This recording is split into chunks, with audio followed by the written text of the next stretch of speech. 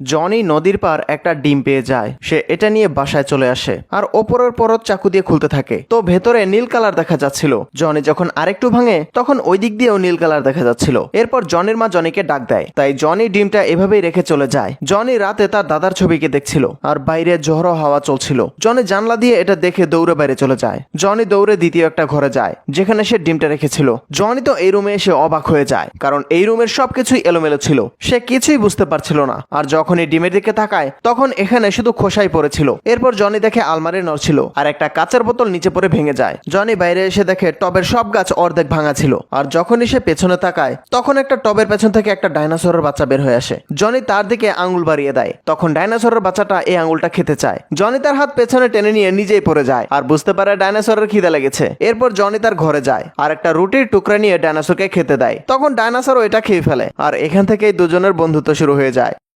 পরের দিন জনি যখন ঘুম থেকে ওঠে তখন বাইরে আর্মিদের গাড়ির আওয়াজ পায়, কারণ তার বাবা বিজয় নিয়ে বাড়িতে ফিরে এসেছে। জনি যখন জানালার দিকে দাঁড়ায় তখন সে অনেক খুশি ছিল, কারণ তার বাড়ির দিকে অনেক আর্মিদের গাড়ি আসছিল।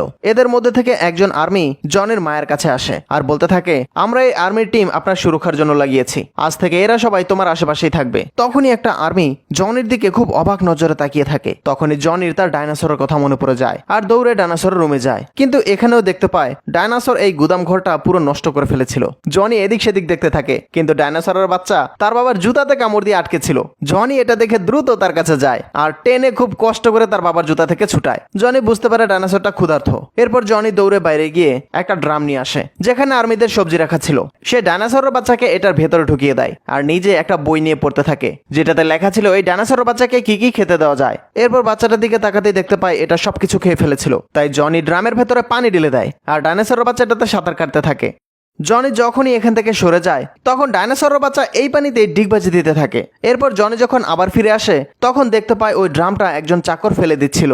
এটা দেখে জনি দৌড়ে তার কাছে যায়, কিন্তু ডাইনোসরের বাচ্চা আগে থেকেই এখান থেকে বের হয়ে জনির বাড়িতে চলে গিয়েছিল আর এটা বাথরুমে ঢুকে পড়েছিল। এদিকে জনির বোন টিনা যখন বাথরুমে গোসল করতে আসে তখন তো সে ডাইনোসরের বাচ্চাকে দেখে অনেক চিল্লাতে থাকে। কিছুক্ষণ পর এখানে তাদের চাকর চলে আসে আর তারা দুই ভাই বোন এভাবে দাঁড়িয়েছিল যেন এখানে কিছুই হয়নি। কিন্তু এই ডাইনোসর তো অনেক বেশি শয়তানি করতো, তাই সে জনির হাত থেকে ছুটে ওই চাকরের দিকে তাকিয়ে থাকে। এরপর এই চাকর তো ওই ডাইনোসরটাকে দেখে নিজেই অবাক হয়ে যায়, বলতে থাকে এটা কোনো সাধারণ জীব না, এটা একটা পানির রাক্ষস। কিন্তু এটা তো জনির সাথে খেলা করছিল।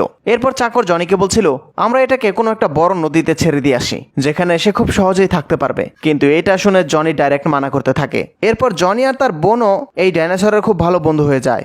জনি ডিব্বা ভরে ভরে ডাইনোসরকে খাবার খাওয়াতো। এটা দেখে টিনাও অনেক খুশি হতো। একদিন জনি বাইরে চলে গিয়েছিল আর দরজা খোলা ছিল। তখন এই ডাইনোসর সফলতার সাথে বাইরে এসে পড়ে আর ঘরের ভেতর খুব মজা করে ঘুরতে থাকে। তখনই জনির কুকুর এখানে এসে পড়ে আর দুজনেই দুজনকে দেখে অবাক হয়ে যায়। কুকুরকে দেখে ডাইনোসরের বাচ্চা দৌড়ে নিচে পড়ে যায়। তখন একটা গামলাও ভেঙে যায় আর এই গামলার আওয়াজ টিনা আর জনিও শুনতে পায়। তাই দুজনই ওপরে যেতে থাকে, কিন্তু ওই ডাইনোসর তো খুব দ্রুত পালিয়ে যাচ্ছিল। ডাইনোসর তো গায়েব হয়ে গিয়েছিল।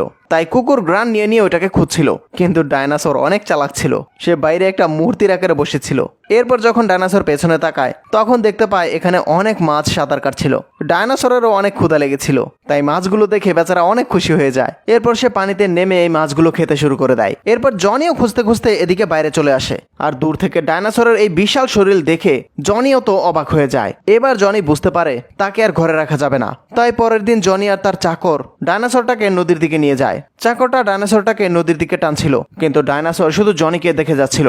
ডাইনোসরের অনেক মায়া লাগছিল।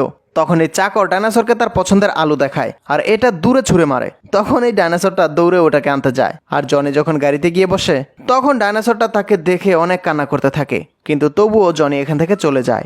এরপর অনেক দিন চলে যায়। জনির তার বন্ধুর কথা অনেক মনে পড়ছিল, তাই জনি দৌড়ে ওই নদীর পার আসে আর তার ডাইনোসর বন্ধুকে ডাকতে থাকে, কিন্তু ডাইনোসর তো আসছিল না। তাই জনি নিজেই নৌকা নিয়ে পানিতে নেমে পড়ে। কিছুক্ষণ পর জনির মাথার ওপর পানির ছিটা পড়তে থাকে আর যখন সে পেছনে তাকায় তখন দেখতে পায় ওই ডাইনোসরটা করুণা ভরা নজরে জনিকে দেখছিল, মানে এটা জনির বন্ধুটাই ছিল। এরপর এই পানির রাক্ষস জনিকে তার পিঠে উঠিয়ে নেয় আর নিজের নতুন বাড়িটা জনিকে ঘুরিয়ে দেখাতে থাকে। তো এটা দেখার জন্য জনি অনেক খুশি ছিল। দুই বন্ধুর জন্য এই দৃশ্যটা পুনর্জন্মের মতো ছিল। জনিও অনেক মজা পাচ্ছিল, কারণ এই প্রথমবার জনি পানির নিচের দুনিয়া দেখলো। এরপর রাক্ষসটা যখন বাইরে বের হয়ে আসে তখন জনি অনেক খুশি ছিল। এটা জনিকে পুলের ওপর এনে রেখে দেয়। জনি তো খুশি হয়ে অনেক হাসতে থাকে। কিছুক্ষণ পরেই জনির পালিত কুকুর জনিকে খুঁজতে খুঁজতে এই নদীর পাড়ে এসে পড়ে। তখনই জনি তার বন্ধুকে বলছিল এখন তুমি চলে যাও। তখন এই ডাইনোসরটাও এখান থেকে চলে যায়। তো বন্ধুরা, তাদের এই সুন্দর ভালোবাসার জন্য একটা লাইক নিশ্চয়ই দিয়ে যাবেন।